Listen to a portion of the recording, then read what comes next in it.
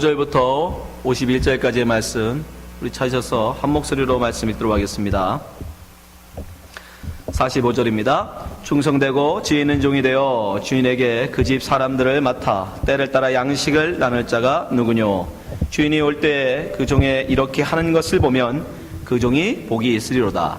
내가 진실로 너에게 이르노니 주인이 그 모든 소유를 저에게 맡기리라. 만일 그 악한 종이 마음에 생각하기를 주인이 더디 오리라 하여 동무들을 때리며 술 친구들로 더불어 먹고 마시게 되면 생각지 않은 날 알지 못하는 시간에 그 종의 주인이 이르러 엄히 때리고 외식하는 자의 받을 유례 처하리니 거기서 슬피 울며 이를 갈미 있으리라. 아멘. 오늘 주님께서는 이제 마지막 종말에 우리의 자세에 대한 비유, 두 번째 시간으로 주인과 종의 비유를 우리에게 말씀해 주고 계십니다. 지난 시간에 예수님 우리를 집주인, 예수님은 도둑에 비유하셨는데 오늘은 예수님이 주인이시고 우리를 종으로 비유하고 계십니다. 예수님은 종, 우리는 종, 이런 비유는 성경에 참 많이 나와 있습니다. 그러나 오늘 여기에 이 비유를 통해서 지금 주님이 우리에게 하시고자 하는 메시지는 주인이 없을 때, 주인이 부재중일 때 그 종이 어떻게 해야 되는지를, 그 모습이 어때야 되는지를 우리에게 말씀해 주시기 위해서 지금 하고 계신 비유입니다. 주인이 다시 올 때에 의심의 여지 없이 예수님께서 이 땅에 다시 온다. 주인이 다시 온다는 얘기는 뭡니까? 예수님이 이 땅에 다시 오시는 재림 의미하겠죠. 그러니까 주인이 있지 않는, 주인이 떠나 있는 그 상황, 그 종만 혼자 있는 그 상황은 무슨 상황이에요? 지금 우리 상황이에요.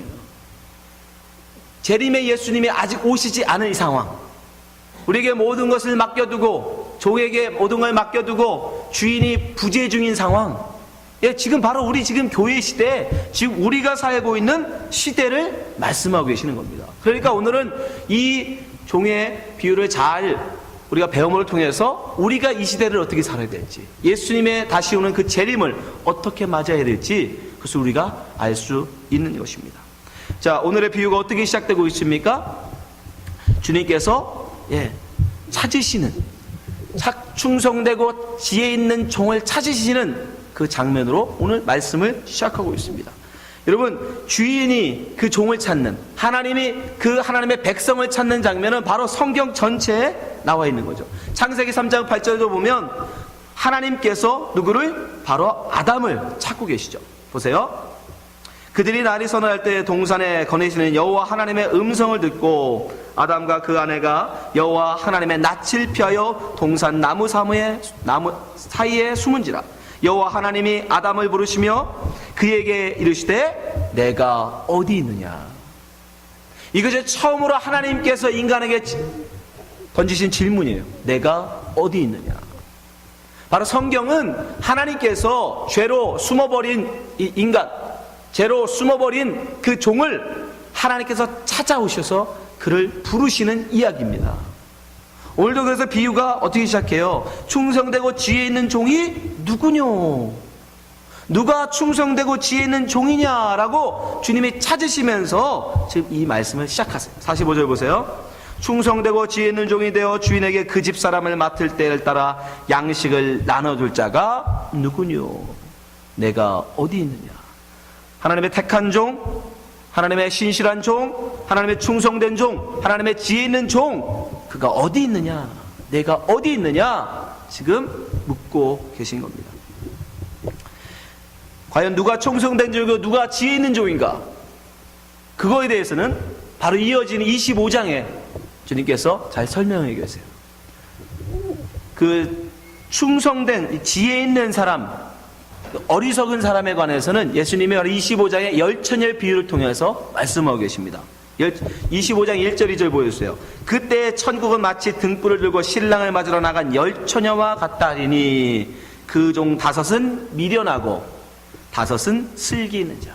다른 말로 5은 어리석고 5은 지혜 있다는.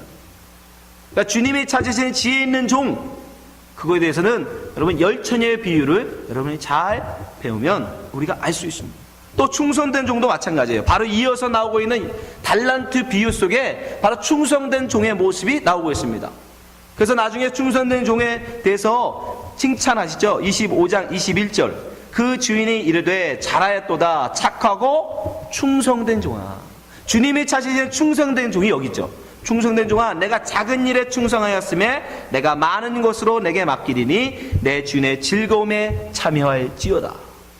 그러니까 다음 시간에 저희들이 열처녀 비유, 그 다음엔 달란트 비유를 배울 텐데, 우리는 거기서 주님이 찾으시는 충성된 종이 누군지, 지혜 있는 종이 누군지를 배우게 될 것입니다. 오늘은 그것은 차지하고 주님이 지금 그런 당신의 마음에 합한 그런 자들을 찾고 계시다는 사실. 여러분, 우리가 주님께 찾아가는 게 아니에요. 여러분이 열심히 성실하게 노력하고 훈련하고 여러분이 열심히 갈고 닦아서 주님 앞에 나가는 게 아닙니다. 기독교는 그게 아니라요. 주님이 찾아오시는 거예요. 주님이 당신의 종을 찾아오시는 게 기독교예요. 예수님이 당신의 제자들을 어떻게 부르세요? 제자들이 주님을 찾아오는 게 아니라 주님이 제자들을 찾아가 부르신다고요. 마태복음 4장 18절 보세요. 갈릴리 해변에 다니시다가 두 형제 곧 베드로라는 시몬과 그 형제 안드레가 바다에 금을 던지는 것을 보시니, 주님이 찾아가 그들을 보신다고요. 저희는 어부라. 19절 말씀하시되 나를 따라오너라 내가 너희로 사람을 낚는 어부가 되게 하리라. 주님이 찾아오셔서 그들을 부르신다. 20절 저희가 곧 그물을 버려두고 예수를 좇으니라. 그들은 그렇게 주의 제자가 됩니다. 여러분이 지금 이 자리에 앉아 계신 것이 여러분이 남들보다는 지금도 교회 나오지 아니하고 있는 그들보다 여러분들이 더 열심히 있어서 여기 나온 거라고 생각하지 마세요. 주님이 여러분을 찾아가 불러내신 거예요. 여러분의 심령에 갈급한 마음을 여러분 속에 넣어주셔서 여러분을 불러내신 거예요. 끄집어내신 거예요. 아니면 심지어 어떤 사람은 이 땅끝까지, 이 산골짜기까지 몰아오셔서 그 인생을 이곳으로 끝에까지, 땅끝까지 몰아오셔서 결국 교회로 항복하고 두 손 들고 나오게 아마 하신 분도 있을 거예요. 여러분의 그 모든 인생 주님이 이끌어 가신다고요. 예, 당신의 택한 그 종을 불러내시기 위해서 여러분의 인생을 주님께서 이끌어가고 계십니다. 주님은 그렇게 주님의 택한 종들을 찾고 계십니다. 지금도 주님은 당신의 그 종들을 찾고 계세요. 근데 그 주님이 찾는 종들은 어떠한 삶을 살고 있느냐? 45절 다시 한번 잘 보세요. 그 종이 뭘 하고 있는지 한번 보시기 바랍니다. 주님이 찾으신 종들이 무엇을 하고 있는지. 자, 45절 같이 읽어볼까요? 시작. 충성되고 지혜 있는 종이 되어 주인에게 그 집 사람들을 맡아 때를 따라 양식을 나눌 자가 누구뇨? 뭐라고 있어요? 양식을 나누는 삶을 산다. 양식을 나누는 삶. 자기 자신만을 위해서 양식을 쌓는 사람이 아니라 때를 따라 양식을 나눠주는 삶을 살고 있다는 겁니다. 이 모습을 이 양식을, 때를 따라 양식을 나눠주는 삶을 주님께서 우리에게 그림으로 보여주셨죠. 그게 뭐예요? 오병이어와 칠병이어예요. 그것은 단순히 배고픈 사람에게 기적을 통해서 주님이 먹여주셨다 이게 아니에요. 때를 따라 양식을 나누는 것이 어떤 것인지를 주님이 지금 그림으로 에게 보여주시는 거예요. 잘 보시기 바랍니다. 자, 마태복음 15장 32절 예수께서 제자들을 불러 가라사대 내가 무리를 불쌍히 여기노라. 양식을 나누는 사람은 다른 이웃을 불쌍히 여길 줄 아는 사람입니다. 이웃의 아픔을 내 아픔으로 여기는 사람이라는 거예요. 이웃을 내 몸처럼 여기는 사람이 때를 따라 양식을 나누는 종의 삶을 살게 됩니다. 저희가 나와 함께 있은지 이미 나으림에 먹을 것이 없도다. 길에서 기진할까요? 굶겨 보내지 못하겠노라. 33절 제자들이 가로되 광야에 있어 우리가 어디서 이런 무리의 배부를 만큼 떡을 얻으리이까. 그러나 사람들은 자기의 능력, 자기가 할 수 있는 것으로만 세상을 바라봐요. 그것을 우리는 최선이라고 말합니다. 최선. 내가 할 수 있는 만큼. 그러나 주님이 우리에게 원하시는, 주님이 찾으시는 종은 최선의 종이 아닙니다. 성경은 최선의 종을 한 번도 찾은 적이 없어요. 뭐 하는 종만? 충성하는 종만. 내 능력으로는 불가능한데, 내 힘으로 도저히 답이 없는데, 이 광야에서 저들을 먹일 도저히 답이 없는데, 내 능력으로는, 내 지식으로, 내 경험 도저히 안 되는데, 주님이 먹이라 하면 있는 것을 털어서 먹이는 것, 하라 하시면 하는 것, 순종하는 것, 그게 충성이에요. 여러분, 내가 할 수 있는 만큼이 아니라 주님이 내게 명령하시는 것, 그것을 해내는 것, 그게 충성입니다. 지금은 주님이 뭐라고 하세요? 광야에서 그들을 먹이라고 말씀하신다고요. 남자만 4,000명, 그 많은 사람들을 가지고 있는 게 뭔데요? 기껏 보리떡 7개, 물고기 2마리 가진 거 그거밖에 안 되는데, 내 지식으로는 도저히 안 되는데, 내가 아무리 최선을 다해도 그건 안 되는데, 주님은 그걸 먹이라 말씀하신다. 그때 믿음이 있는 자만 뭐 할 수 있어요? 아멘 하고 순종하는 거예요. 자기의 지식을 의지하는 사람, 이거 답이 안 나와요. 주님, 이거를 100등분으로 다 잘라도 7덩이를 해봐야 7,000개, 그 조금 먹어갖고 무슨 배가 부르겠습니까? 아니, 먹이라는 거예요. 주님은 먹이라는 거예요. 배부르게 하는 건 내가 한다. 아멘.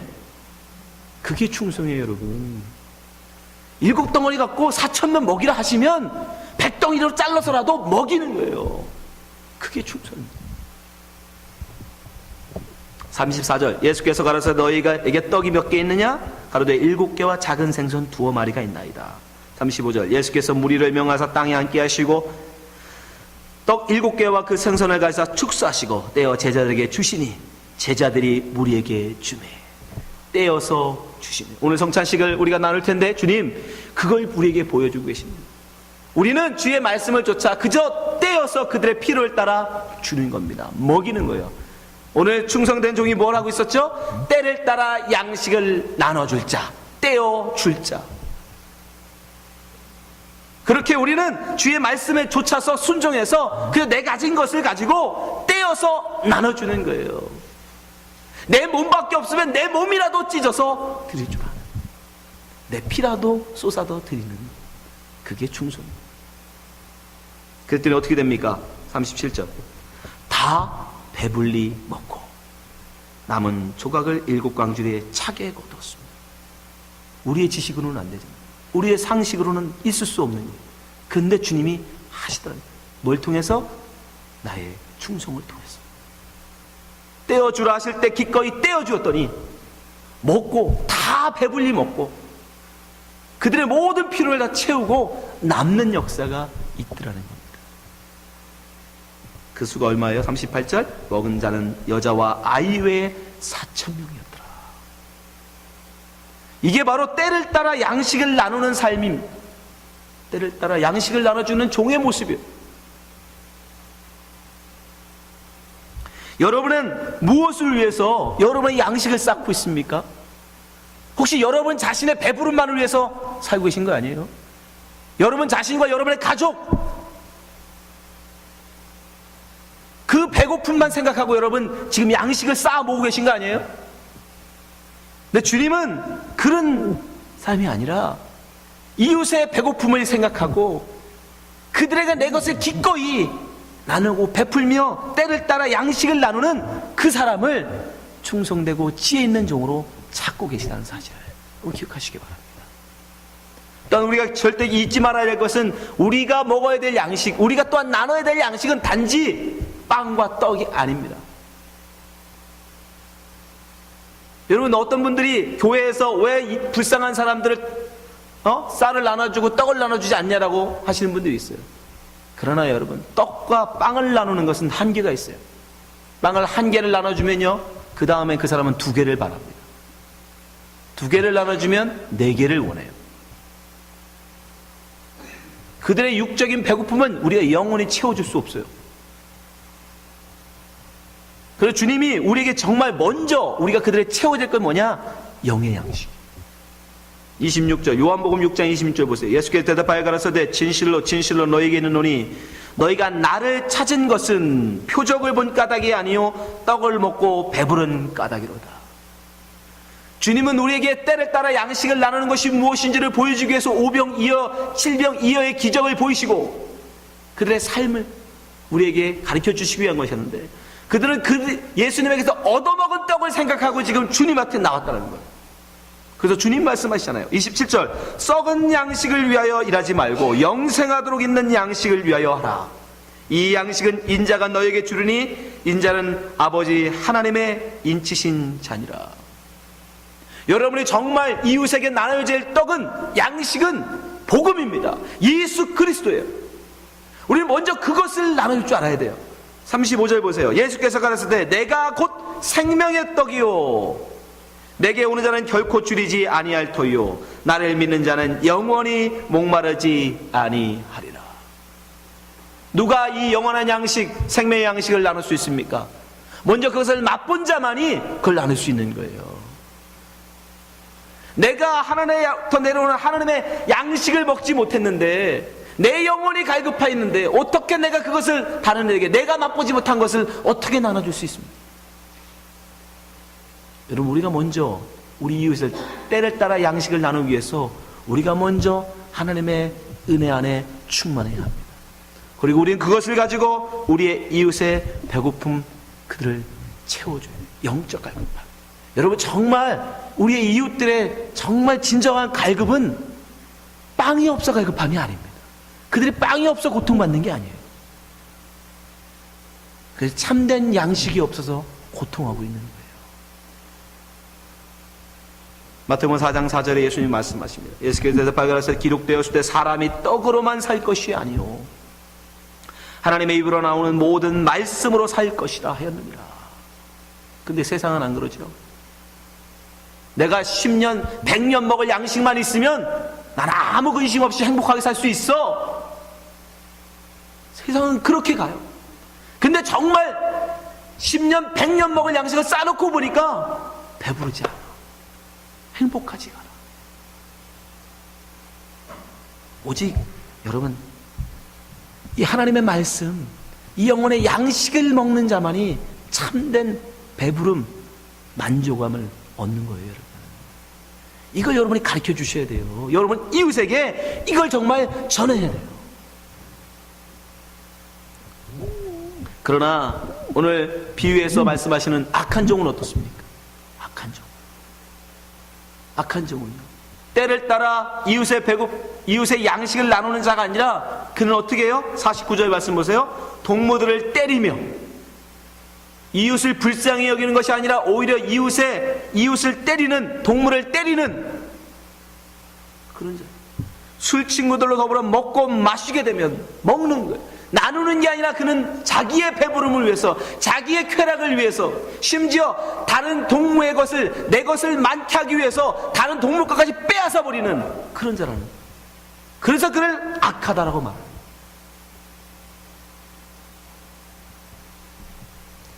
자기의 배만을 위하는 자, 자기의 배부름만을 추구하는 자, 세상의 것으로 향락을, 배부름만을 구하는 자, 예수님은 그를 악한 종이라고 얘기합니다. 그에게는 어떤 형벌이 따라옵니까? 50절, 생각지 않은 날 알지 못하는 시간에 그 종의 주인이 이르러 엄히 때리고, 개역성경에는 그저 엄히 때리고라고 말하지만 어느 성경에는 그를 둘로 찢어버린다. 둘로 찢어버리겠다. 그리고 그 하나를 외식하는 자들과 함께 지옥에 던져버리겠다고 말씀합니다. 정말 무서운 경고죠. 여러분, 우리가 정말 무엇을 위해서 살아야 하는지를 잘 여러분 기억하셔야 됩니다. 하나님이 찾으시는 종은 결코 자기만을 위해서, 자기 배만을 위해서 살아가는 그런 자가 아니에요. 때를 따라 양식을 나누며 이웃의 배고픔을 돌아보는 그런 자입니다. 근데 이 지혜 있는 종과 악한 종이 나눠지는, 왜 악한 종이 자기 배만을 위해서, 자기의 향락만을 위해서 그렇게 먹고 마시며 살아갑니까? 성경에 그것을 예수님이 뭐라고 말씀하세요? 48절 보세요. 만일 그 악한 종이 마음에 생각하기를 주인이 더디 오리라 하여, 그가 그런 악한 삶을 살아가는 이유가 뭐냐면 자기의 배만을 위하고 자기만을 위해서 양식을 쌓는 그런 삶을 사는 이유가 뭐냐? 그건 바로 주인이 더디 오리라고 생각하기 때문이라는 겁니다. 우리말로 바꾸면 예수님의 재림이 없을 것이라고 생각하기 때문에, 내가 이 땅에서 천년 만년 살 거라고 생각하기 때문에 이 땅에 자기애가 누릴 그것을 쌓는 것만 목적으로 살게 된다는 거예요. 주님을 알지 못하는 사람들, 주님이 다시 오음을 알지 못하는 사람들 어떻게 살아갑니까? 이 땅에서 천년 만년 살 것처럼 이 땅에 자기의 양식을 쌓고 명예를 쌓고 인기를 쌓고 자기의 권력을 쌓으면서 자기의 성을 쌓으면서 살잖아요. 근데 지난 시간에 저희들이 말씀드렸잖아요. 도둑과 집주인. 그러나 주님은 반드시 도둑처럼 임하셔서 그들이 그동안 쌓아놓은 모든 것을 다 어떻게 하신다? 빼앗아 버리신다. 불태워 버리신다. 하나도 남김없이 전부 다 불태워 버린다고요. 근데 그걸 몰라요. 그래서 그는 이 땅에 열심히 쌓아 모으는 거예요. 그러나 반대로 주님이 오심을 아는 사람, 주님이 오실 날이 가까웠다는 걸 아는 사람은 어떻게 하겠어요? 그걸 왜 쌓아 모으겠습니까? 다 불타 없어버릴 건데. 주님 우리에게 분명히 말씀하세요. 44절, 마태복음 24장 44절, 이러므로 너희도 예비하고 있으라. 생각지 않은 때에 인자가 오리라. 예수님이 곧 다시 오신다라고 그 임박한, 주님의 재림이 임박했다는 그 마음을 갖고 살아가는 사람은 결코 이 땅에 그 모든 것을 쌓아놓지 않는다는 겁니다. 나만을 위해서 영원히 이 땅에서 누릴 것처럼 여기다 열심히 쌓아모으지 않아요. 어떻게 하겠어요? 어차피 다 불타 없어질 것 열심히 나누겠죠. 베풀겠죠. 그러니까 이 땅에서 지혜 있는 자와 악한 종이 어떻게 갈리느냐면, 예수님의 재림을 금방 오신다라고 믿는 자와 예수님의 재림이 나하고는 아무 상관없어, 아니 오지 않으실 거야 라고 생각하는 그것으로 갈린다는 거예요.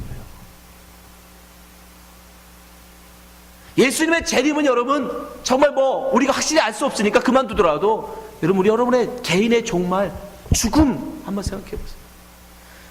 자기의 죽음을 생각하는 자는 이 땅에 어차피 내가 죽어버리면 아무것도 가져가지 못할 그것에 여러분 마음 두지 않잖아요. 그러나 이 땅에서 내가 10년, 100년 살 것처럼 이 땅에 마음을 두는 사람은 이 땅에다 자꾸 그걸 쌓아 모으겠죠. 성경은 그를 어리석은 자라고 얘기해요. 누가복음에서 예수님은 분명히 말씀해 주십니다. 비유로. 누가복음 12장 16절, 또 비유로 저에게 일러 가라사대 한 부자가 그 밭에 소출이 풍성하매 심중에 생각하여 가로되 내가 곡식 쌓아둘 곳이 없으니 어찌할꼬 하고, 또 가로되 내가 이렇게 하리라. 내 곡간을 헐고 더 크게 짓고 내 모든 곡식과 물건을 거기에 쌓아두리라. 또 내가 내 영혼에게 이르되 영혼아, 여러 해 쓸 물건을 많이 쌓아두었으니 평안히 쉬고 먹고 마시고 즐거워하자 하리라. 20절, 하나님은 이르시되 어리석은 자여. 여러분, 우리가 꿈꾸는 거 아니에요? 여러 해 먹고도 남을 만큼 큰 재물, 재산, 양식을 쌓아놓고 호리호식하며 놀며 먹고 마시며 잔치하며 살고 싶은, 근데 성경은 그를 향하여 어리석은 자라고 얘기해요. 오늘 비유를 통해서는 뭐라고 하세요? 악한 자라고 얘기해요.